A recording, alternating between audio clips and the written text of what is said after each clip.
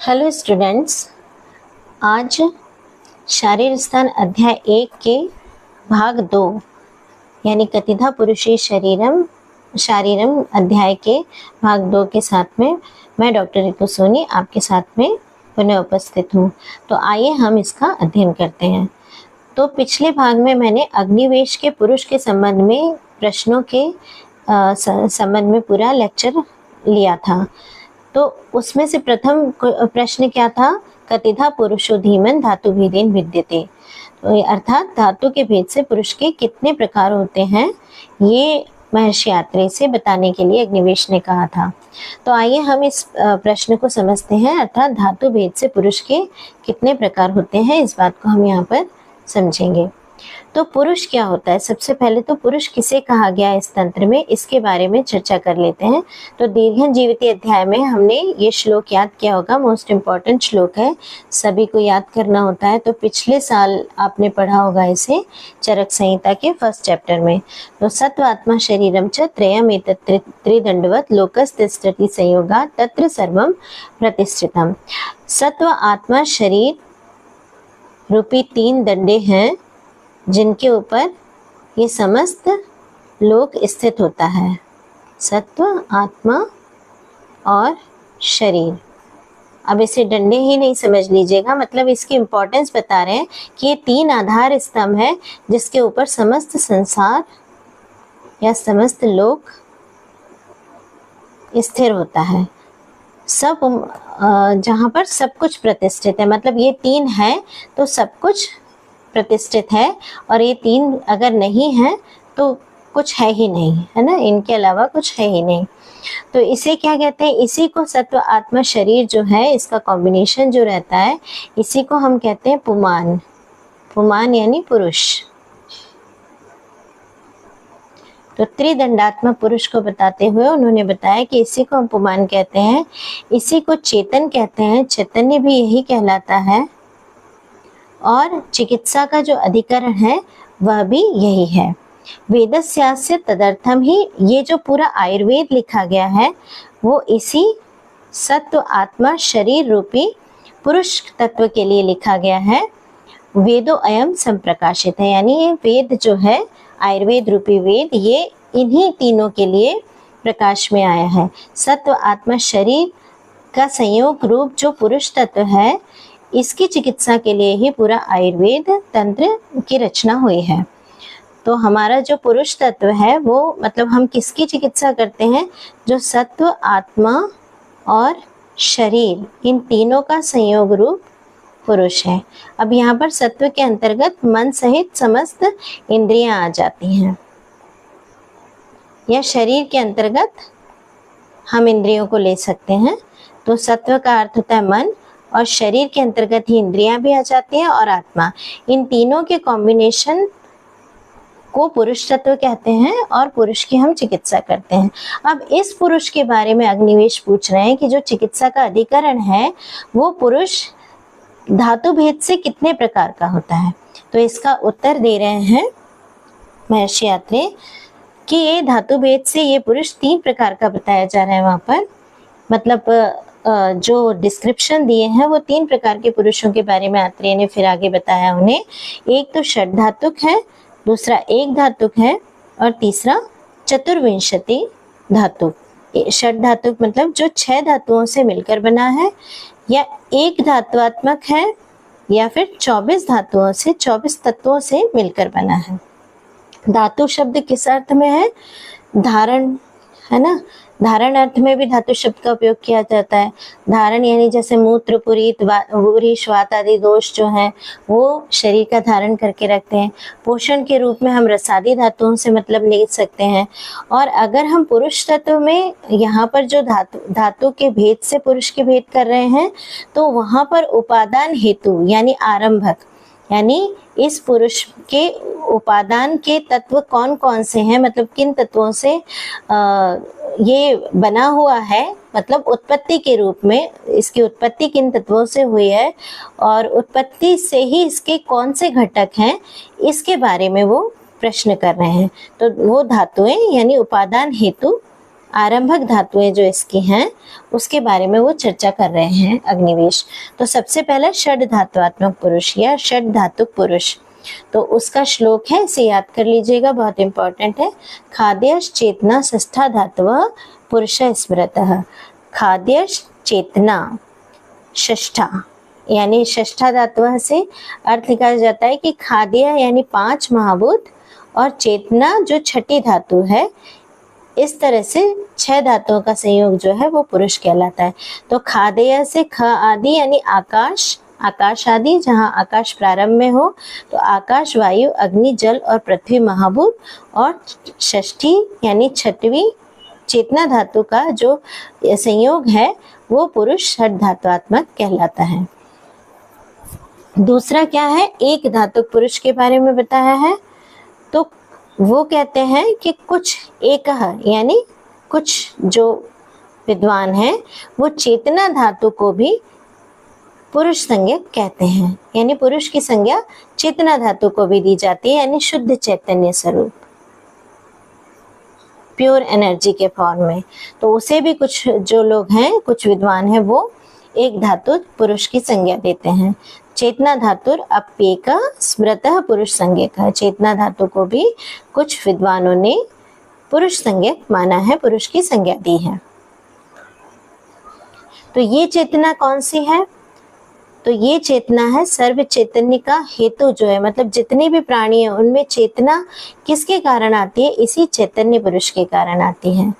ये अचिंत्य है ना, ये अनंत है। इस मतलब इसे हम शब्दों में नहीं डाल सकते और न ही उसकी कल्पना ही पूरी तरीके से कर सकते कि वो चेतना किस प्रकार की होती है। अनंत है, इसका कोई आदि और अंत नहीं है। इसी को हम मूल प्रकृति भी कहते हैं। मतलब जब सब कुछ प्रलय हो जाता है तो भी मूल प्रकृति के रूप में चेतना बनती है। ये मूल प्रकृति किसे कह रहे हैं? अव्यक्त को। अव्यक्त यानी प्रकृति और पुरुष जहाँ पर कॉम्बिनेशन है, क्योंकि आचार्य चरक ने प्रकृति और पुरुष दोनों को अव्यक्त के अंतर्गत लिया है। सांख्य इनको अलग अलग लेते हैं, प्रकृति अलग बताते हैं, पुरुष अलग बताते हैं, पर चरक ने यहाँ पर अव्यक्त से प्रकृति और पुरुष दोनों को एक साथ लिया है, जिसे मूल प्रकृति के रूप में बता रहे हैं। तो ये जो चेतना धातु है अव्यक्त है ना, उसको मूल प्रकृति भी कहते हैं, शक्ति भी कहते हैं, और इसी को वेदांतियों ने ब्रह्म कहा है। ठीक है। और ये शक्ति जो है महानिर्वाण, मैंने अभी बताया ना, प्रलय के टाइम पर अगर वापस से चीजें जब लय होने लगती हैं, नष्ट होने लगती हैं, तो अंतिम स्थिति में मतलब महानिर्वाण यानी महाप्रलय की स्थिति में केवल यही शक्ति जो ब्रह्म है वही बस बचती है। ठीक है। तो ये जो एक धातु पुरुष है ना, ये एक्चुअल में चिकित्सोपयोगी पुरुष नहीं, यानी आयुर्वेद शास्त्र इसके लिए नहीं लिखा गया है, क्योंकि तो शुद्ध चैतन्य सर्वत्र व्याप्त है, पर इसकी चिकित्सा हमें थोड़ी ना करनी है। ये तो हमें चिकित्सा किसकी करनी रहती है? षड धातुआत्मक पुरुष। ठीक है। तो ये चिकित्सोपयोगी पुरुष नहीं है, इसे किसी अन्य आचार्यों ने माना है, इसलिए यहाँ पर महर्षि चरक ने भी या महर्षि आत्रेय ने उत्तर देते हुए इसका उल्लेख किया है कि कुछ जो आचार्य हैं, विद्वान हैं, वो चेतना धातु को भी पुरुष की संज्ञा देते हैं। फिर तीसरा धातु पुरुष जो बताया वो चतुर्विंशतिक धातु पुरुष। ठीक है। तो इसका ये श्लोक याद कर लीजिएगा, इंपॉर्टेंट है। पुनश्च धातु भेदेन चतुर्विंशतिक स्मृतः मनोदशेन्द्रियाण्यर्थाः प्रकृतिश्च अष्ट धातु की, प्रकृतिश्चाष्ट धातु की। तो क्या है? मेन ये है चतुर्विंशति की धातु पुरुष, जो कि आचार्य चरक के अनुसार है, चरक ने दिया है। क्या है? मनोदशेन्द्रियाण्य अर्थाः प्रकृतिश्च अष्ट धातु की, यानी मन, इंद्रियां, 10 इंद्रियां हैं हमारी, 5 कर्मेंद्रियां और 5 ज्ञानेंद्रियां। फिर उनके विषय जो 5 हैं, शब्द, स्पर्श, रूप, रस और गंध। ये अर्थ है ना, इनको अर्थ कहते हैं। विषयों को अर्थ भी कहते हैं, यानी उन इंद्रियों के जो विषय हैं। जैसे शब्द का ग्रहण कौन करती है? कर्णेंद्रिय या श्रोतेंद्रिय करती है। तो शब्द विषय है और श्रोतेंद्रिय जो है वो इंद्रिय है।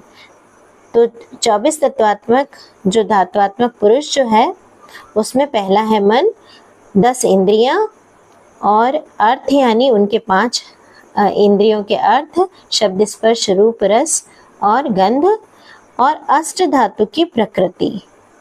अष्ट धातु की प्रकृति में क्या आता है?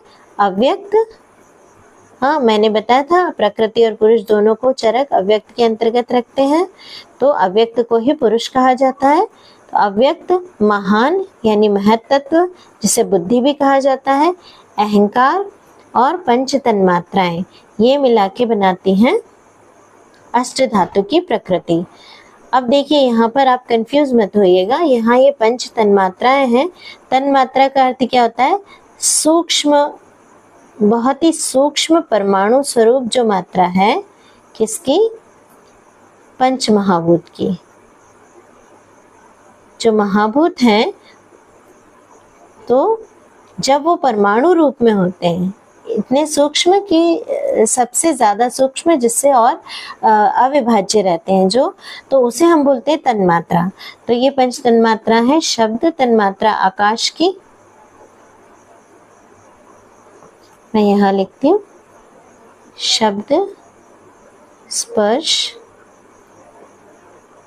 रूप रस और गंध, ये जब तन्मात्राओं के रूप में हम जाने तो शब्द तन्मात्रा किसकी है? आकाश महाभूत की। ये सब आप पढ़ के आए होंगे पदार्थ विज्ञान में, फिर भी यहाँ रिवाइज करती हूँ। स्पर्श तन्मात्रा है वायु महाभूत की, रूप तन्मात्रा है अग्नि महाभूत की, रस तन्मात्रा है जल महाभूत की, और गंध तन्मात्रा है पृथ्वी महाभूत की। तो इसका मतलब क्या है? आकाश महाभूत का सबसे सूक्ष्म परमाणु है शब्द, वायु महाभूत का सूक्ष्मतम परमाणु है स्पर्श, इसी तरह अग्नि का रूप, जल का रस और पृथ्वी का गंध। तो ये कहलाते हैं तन्मात्रा। और यहाँ जो हमने विषय बताया है वो क्या है?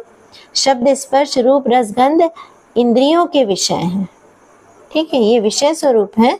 और यहाँ पर ये जो अष्ट धातु की प्रकृति में आ रही है वो शब्द स्पर्श रूप रस गंध क्या है? तन्मात्रा है।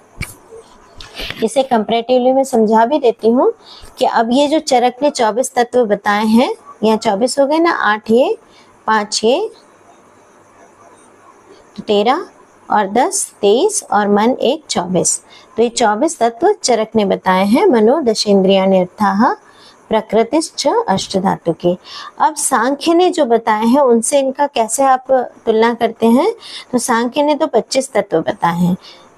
24 तत्व के साथ में 25वां तत्व कौन सा होता है? पुरुष तत्व।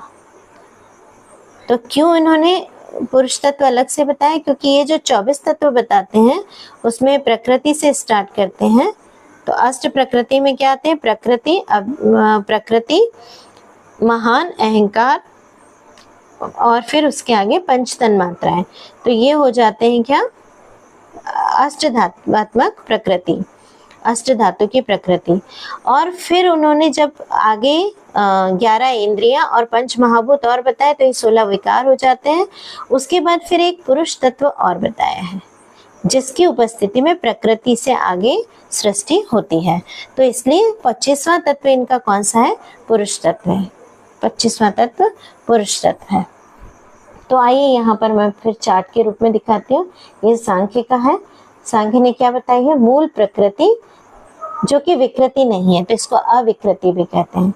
दूसरा है प्रकृति विकृति। प्रकृति विकृति में कौन है? महत, अहंकार और पंच तन्मात्राएं। और फिर 16 विकार हैं। ये 7 है प्रकृति विकृति, ये 1 है मूल प्रकृति। 16 विकार है यानी मन, 10 इंद्रियां और पंच महाभूत, ये 16 विकार हैं। तो यहाँ पे सांख्य और चरक में अंतर क्या है? जो मूल प्रकृति है इसी में पुरुष तत्व को भी इंक्लूड माना है चरक ने। और प्रकृति विकृति जो है, मतलब मूल प्रकृति और प्रकृति विकृति मिला के अष्ट प्रकृति चरक भी कह रहे हैं, अष्ट प्रकृति। और सांख्य भी इन्हें प्रकृति ही कह रहे हैं, पर इसको भी दो भागों में डिवाइड कर दिया है, एक मूल प्रकृति के रूप में और एक प्रकृति विकृति के रूप में। तो मूल प्रकृति जो है वो एक है और प्रकृति विकृति 7 है, इस तरह अष्ट प्रकृति टोटल इनकी भी हो जाती है। तो प्रकृति विकृति में महत, अहंकार और पंच तन्मात्राएं आती है। अब विकार यहाँ 16 है, तो 16 विकारों में सांख्य दर्शन ने मन को माना है, 10 इंद्रियों को माना है यानी एकादश इंद्रियां और पंच महाभूत को माना है। अब यहाँ पर ये पंच महाभूत की जगह आचार्य चरक ने क्या लिखा है, पंच अर्थाः, पंच अर्थाः। ठीक है, तो चूंकि इंद्रियों के जो विषय होते हैं वो वैसे भी पांच भौतिक होते हैं, शब्द स्पर्श रूप रस गंध, है ना। तो एक एक इंद्रिय का एक एक विषय जो है वो मुख्यतः क्या होता है, जैसे शब्द है अर्थ के रूप में, तो वो आकाश महाभूत प्रधान होता है, लेकिन पांच भौतिक होता है ना, पांच भौतिक है पर आकाश महाभूत की प्रधानता है, प्रधान है। इसी तरह हमें सभी विषयों को समझना चाहिए। तो ये क्या है, जो पंच अर्थ है वो भी पंच महाभूतों के ही प्रतीक हैं। तो इस तरह से ये आचार्य चरक का डिस्क्रिप्शन वही है 24 तत्वात्मक पुरुष का, बस इन्होंने यहाँ पर उन्हें महाभूतों को विषय के रूप में कहा है, पंचअर्थाः के रूप में कहा है, और अष्ट धातु की प्रकृति को अलग से बताया। तो वहाँ पर पंच तन्मात्रा जब हम यूज कर रहे हैं यहाँ सांख्य दर्शन में, तो इन्हें यहाँ पर आचार्य चरक जो है वो सूक्ष्म भूत कहते हैं, तन्मात्र शब्द न इस्तेमाल करके सूक्ष्म भूत कहते हैं, यानी परमाणु स्वरूप। तो इस तरीके से चरक ने 24 तत्वात्मक पुरुष को बताया है। तो यहाँ पर शुरू क्या हुआ है, मनो दशेन्द्रियाण्यर्थाः प्रकृतिश्च अष्ट धातु की। तो अब इसको एक्सप्लेन करते हुए आत्रेय अब मन के लक्षणों को बता रहे। सबसे पहला तत्व 24 तत्वात्मक पुरुष में क्या है, मन है। तो मन के यहाँ पर डिटेल में जानकारी देते हैं। तो सबसे पहले क्या है, मन के लक्षण क्या है। तो मन के लक्षण बताते हुए श्लोक बताते हैं यहाँ पर, ये इंपॉर्टेंट श्लोक है, इसे भी हमें याद करना है। लक्षणम मनसो ज्ञानस्याभावो भावैव च सति ह्यात्मेन्द्रिय अर्थानां सन्निकर्षे न वर्तते वैवृत्यान मनसो ज्ञानम सानिध्यात् तच्च वर्तते। तो मन का लक्षण बताया है, लक्षणम मनसो ज्ञानस्याभावो भाव एव च। इसका अर्थ क्या है, मन का लक्षण है ज्ञान का अभाव, ज्ञानस्याभावो मतलब ज्ञानस्य अभावो, ज्ञान का अभाव होना, भाव एव च और भाव होना, ज्ञान का भाव होना, यानी ज्ञान होना या ज्ञान का न होना, ये मन का लक्षण है। इसको कैसे एक्सप्लेन करेंगे आगे, तो आगे के श्लोक में बताते हैं, सति ही आत्म इंद्रिय अर्थानां, आत्मा के, इंद्रिय के और इंद्रिय के विषय के होने पर भी सन्निकर्षे न वर्तते वैवृत्यान मनसो, कि वो सारे कमल पत्र एक समय में ही भेदित हो गए। परंतु हम ध्यान से देखें तो पता चलेगा कि सबसे नीचे वाला पत्र पहले भेदित होता है, उसके ऊपर वाला उसके बाद, उसके ऊपर वाला उसके बाद, इस तरह से वो एक के बाद एक कमल पत्र विभेदित होते हैं। परंतु चूंकि सुई की नोक बहुत पतली होती है और बहुत शीघ्रता से हम उसे निकालते हैं, तो हमें शत कमल पत्र एक साथ ही भेदित होते हुए दिखाई देते हैं। परंतु वास्तव में क्या हो रहा है कि वो एक के बाद एक भेदित हो रहे हैं। यही कार्य मन का है। मन उसी सुई के समान सूक्ष्म रहता है, तो वो सभी इंद्रियों के विषयों को अलग अलग भेदता है, यानी अलग अलग कांटेक्ट कराता है अपने अपने विषयों से, अलग अलग इंद्रियों का। परंतु हमें प्रतीत क्या होता है कि वो एक समय में ही ये कार्य हो रहा है। ठीक है, तो इस तरह से मन के ये गुण होते हैं। कौन से गुण होते हैं? 2 गुण, अणुत्व और एकत्व। तो इन्हें आप तैयार कीजिए। अब हम पढ़ते हैं मन के विषय। तो आइए देखते हैं मन के विषय कौन से बताए हैं। तो ये श्लोक भी हमें याद करना है, इम्पॉर्टेंट है। चिंत्यम विचार्यम ऊह्यम ध्येयम संकल्पमेव च यत् किंचित मनसो ज्ञेयम तत्सर्वम ही अर्थ संज्ञकम। तो मन के विषय कौन कौन से हैं? चिंत्य मन का विषय है, ठीक है। विचार्य मन का विषय है, ऊह्य मन का विषय है, ध्येय और संकल्प। और ये विषय यहाँ खत्म नहीं हुए, फिर क्या बोलते हैं, यत् किंचित मनसो ज्ञेयम तत्सर्वम ही अर्थ संज्ञम। इसके अलावा भी जो कुछ मन के द्वारा ज्ञेय है वो विषय मन के ही अर्थ कहलाता है, मनो अर्थ ही उसको कहते हैं। तो आइए हम इनको एक के बाद एक समझेंगे। सबसे पहले तो ये देख लीजिए कि ऊह्य, विचार्य, संकल्प्य, है ना, इस तरह से जो कहे जा रहे हैं वो विषय हैं, विषय यानी अर्थ हैं। और यदि हम कहें ऊह, विचार, संकल्प आदि, तो ये क्या हो जाएंगे, मन के कर्म हो जाएंगे, है ना। इस बात को थोड़ा ध्यान रखिए। ऊह्य विषय है और ऊह कर्म है, विचार्य विषय है और विचार करना कर्म है, संकल्प विषय है यानी अर्थ है मन का, और संकल्प करना उसका कर्म है। ठीक है, तो सबसे पहले हम देखते हैं चिंत्य क्या है।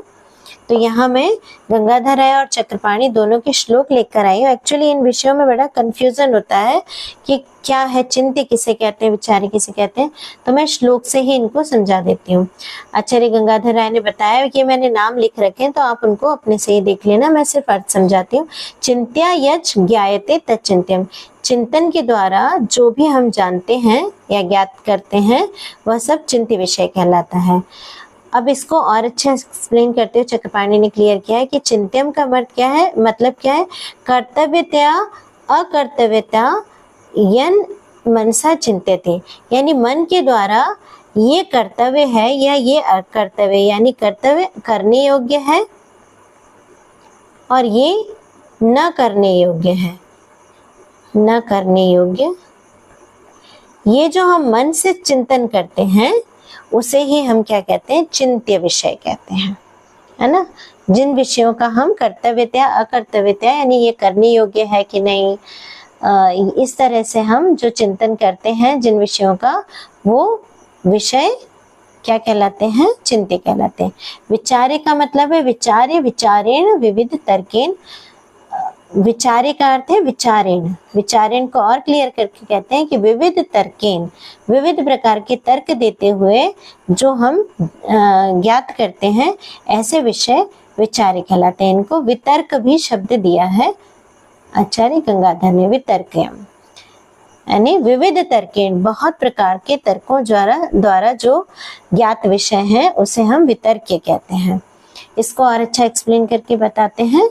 उपपत्ति अनुपपत्तिभ्याम यद विमृश्यते तद विचार्य, तो उपपत्ति अनुपपत्तिभ्याम यानी ये इस तरह से करना चाहिए या ये इस तरीके से हो सकता है, ये इस तरीके से नहीं हो सकता, ये जो हम विमर्श करते हैं वो विचार्य कहलाते हैं। तो वही है कि उसके पीछे जो युक्तियां हम देते हैं, सिद्धांत देते हैं, वही सब क्या कहलाते हैं, विविध प्रकार के तर्क देते हैं, वो विचार्य कहलाते हैं। अब ऊहे क्या होती हैं, तो ऊहेन का मतलब है तर्केण यज ज्ञाते, तर्क के द्वारा जो जानते हैं उसे ऊह्य कहते हैं।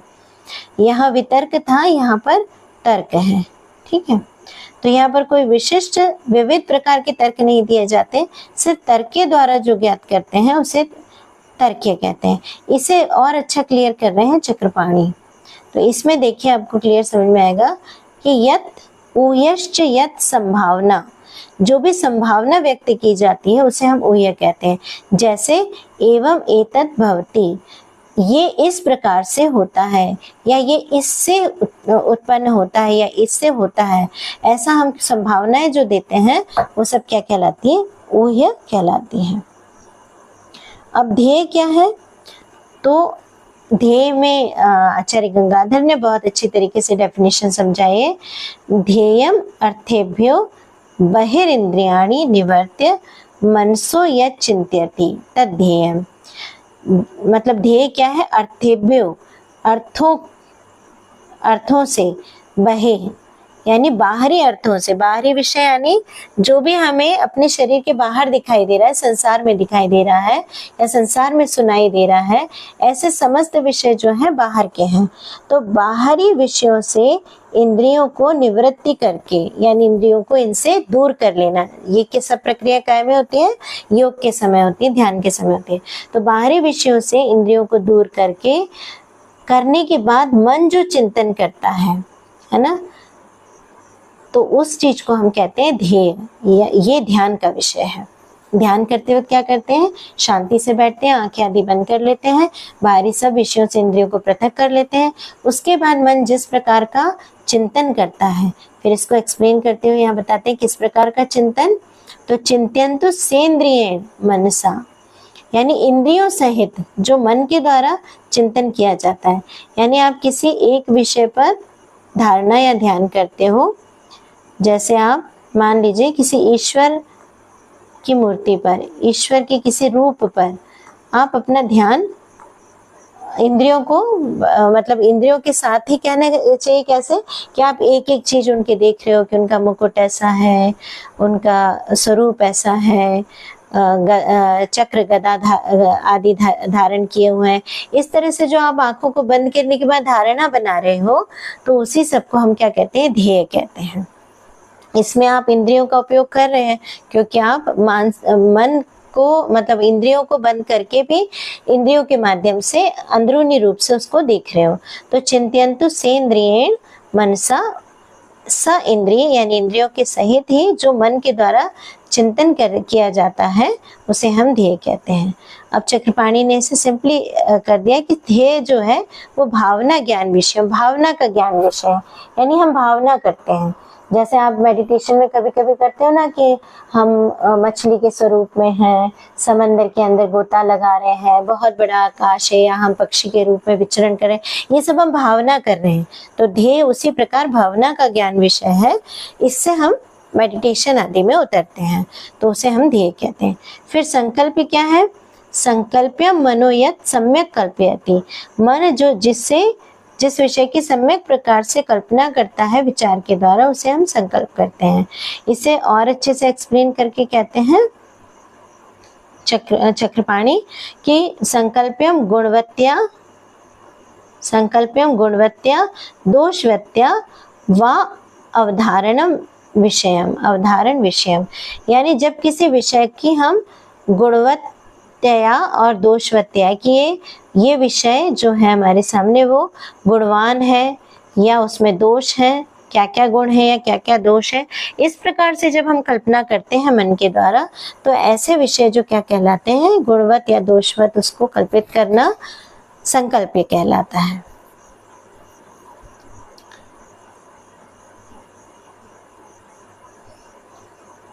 ठीक है, तो ये अंतर है ये 5 विषय में। अब इसके आगे बोलते हैं यत् किंचित मनसो ज्ञेयम तत् सर्वम ही अर्थ संख्यकम। तो केवल इतने ही नहीं है विचार्य, ऊह्य, चिंत्य, ध्येय, संकल्प आदि।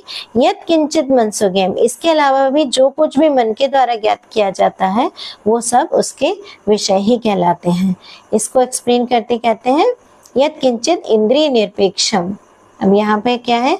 उधर इंद्रिय सापेक्ष था कि जो कुछ हम इंद्रिय की सहायता से, इसे देखिए यहाँ पर मैं निशान लगा रही हूँ, कि जो हम इंद्रिय की सहायता से मन के द्वारा ध्येय बनाते हैं उसे ध्येय कहते हैं। और इसके अलावा इंद्रिय निरपेक्ष यानी बिना इंद्रिय की सहायता के सिर्फ मन से ही जो कुछ हम जानते हैं, जैसे सुख, दुख, इच्छा, द्वेष आदि, इनमें इंद्रियों का रोल नहीं रहता। प्रयत्न है, ज्ञान है, चेतना है, धृति यानी धारण शक्ति, स्मृति है, अहंकार है ना, इन सब से अभिन्न ये सारी चीजों के जैसा, तो ये सब क्या कहलाता है? मनो अर्थ संज्ञक, ये सभी मन के अर्थ ही कहलाते हैं। ठीक है, न तो केवलम अर्थ संख्या, इनको केवल अर्थ नहीं कहते हैं जैसे शब्द आदि कहलाते हैं, ऐसे अर्थ नहीं कहते, इनको स्पेशली हम मनो अर्थ कहते हैं, यानी ये मन के विषय हैं, है ना। तो कुछ भी दूसरा जो इंद्रियों के बिना, है ना, इंद्रिय निरपेक्षम, यानी जिसमें इंद्रिय की अपेक्षा नहीं होती, ऐसे कोई भी विषय जो मन के द्वारा जाने जाते हैं, जैसे सुख दुख आदि जो ऊपर कहे गए हैं, ये सब मन के विषय कहलाते हैं। तो ये सब